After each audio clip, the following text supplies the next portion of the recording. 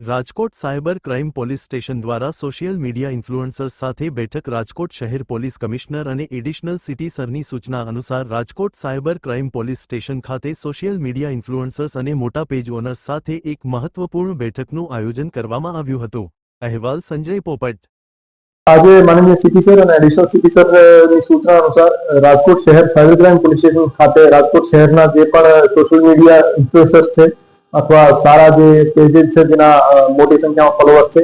એ તમામ પેજ ઓનર્સને અને social media ઇન્ફ્લુએન્સર્સને બોલાવીને એમની સાથે અમુક મુદ્દાઓને લઈને ચર્ચા કરવામાં આવેલ હતી.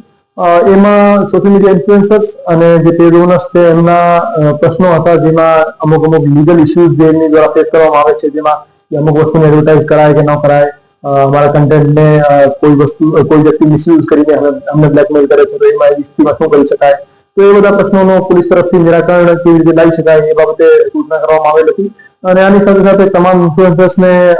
અમે અમારા તરફથી એમની શું સપોર્ટ એમનો જોઈએ એમને એ બાબતે પણ એમને માહિતગાર કરવામાં આવેલ હતા. જેમ કે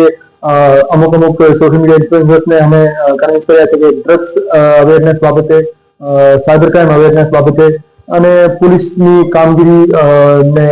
જે જનતા સુધી પહોંચાડવા બાબતે અમારી સાથે જોડાય અને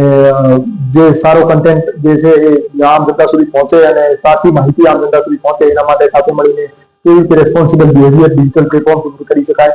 એના ઉપર વ્યવસ્થિત ચર્ચા થઈ. અને તમામને અપીલ કરવામાં આવેલી હતી કે અમુક વખતે ફેક ન્યૂઝના કારણે અથવા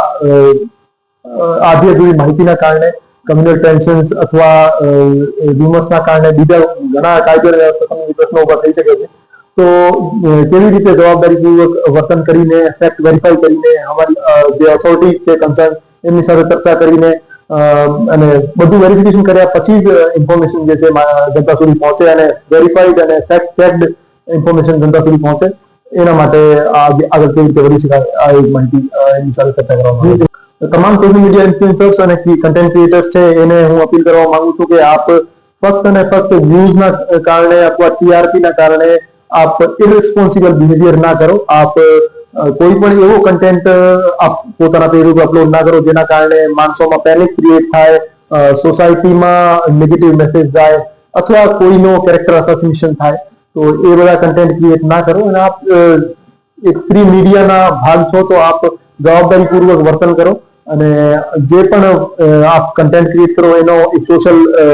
વેલ્યુ હોવી જોઈએ, એમાં મેસેજ હોવો જોઈએ, એની પાછળ સારો ઇન્ટેન્શન હોવો જોઈએ અને મનોરંજનના કારણે પણ આપ કોઈ એક કન્ટેન્ટ બનાવો તો એમાં પણ જવાબદારીપૂર્વક વર્તન કેવી રીતે કરી શકાય એ હું તમામને અપીલ કરવા માંગુ છું. અમુક MLM અથવા પ્રાઇસ ચેક અથવા એવી કોઈ કંપની જે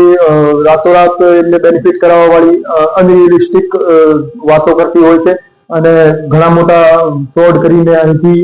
બીજા દેશમાં શિફ્ટ થઈ જતી હોય છે, તો એ એડવર્ટાઇઝમેન્ટ માટે સોશિયલ મીડિયા કન્ટેન્ટ ક્રિએટર્સનો યુઝ કરતી હોય છે. તો હું તમામને અપીલ કરવા માંગુ છું કે આપ કોઈ પણ એવી લોભાવણી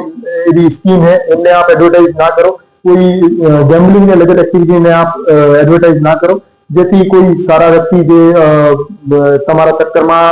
તમારી સ્કીમના ચક્કરમાં ના ફસાય અને પોતાની જીવનની કમાણી ના ગુમાવી દે.